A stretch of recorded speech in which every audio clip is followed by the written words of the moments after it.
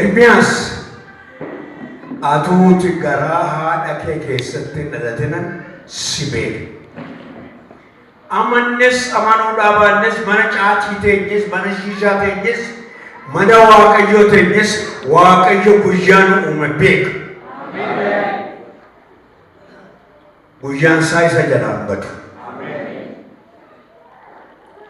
Hin gowwoominaa.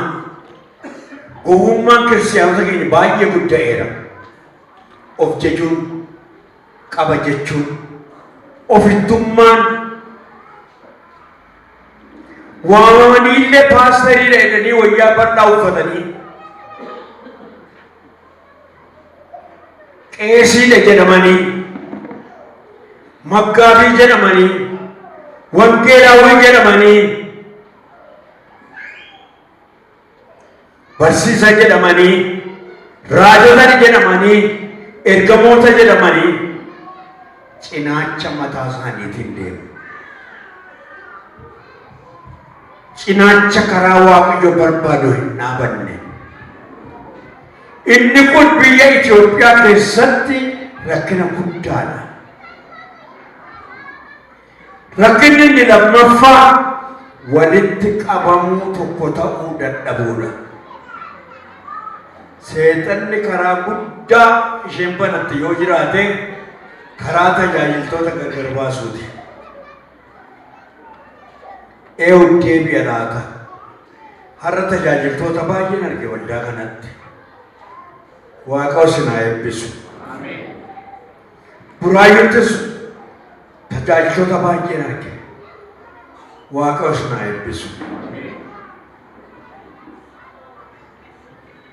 Amma jilbeenfadheen dhama'uutti jira malee isin ijjina deemuu dhaabuutti jira. Sababni isaa amma immoo namoota isaaniif isiniif dhimma baasu ta'ee gadi ba'uu kooti kan Waaqayyootu hin ta'in. Ergaa Waaqayyootu hin ta'in ergaa keessan gaggeessuudhaaf gadi ba'uutti jira. Afaan Amaariyaatti maxxaqamiyaa.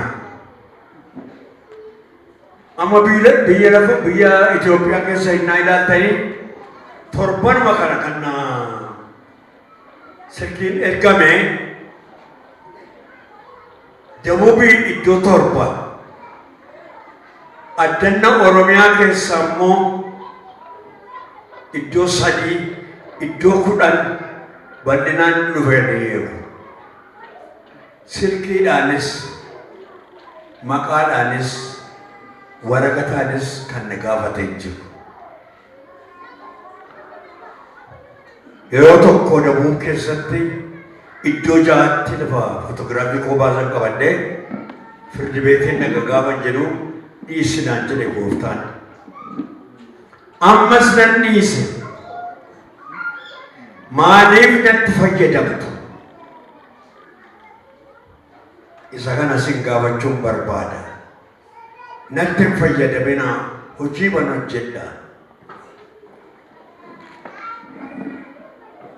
Waan tokko immoo dhossaa bakkee isinii baasa. Raajonni bara kana raajota ofiin jedhanii ba'an 1,500 raajota otoo hin ta'in karabantuudha. Kennaa fayyisuuf kennamee fi kennaa fayyisuutti dabalame immoo maggalatti isa jedhu addaan baasuutu kennameef.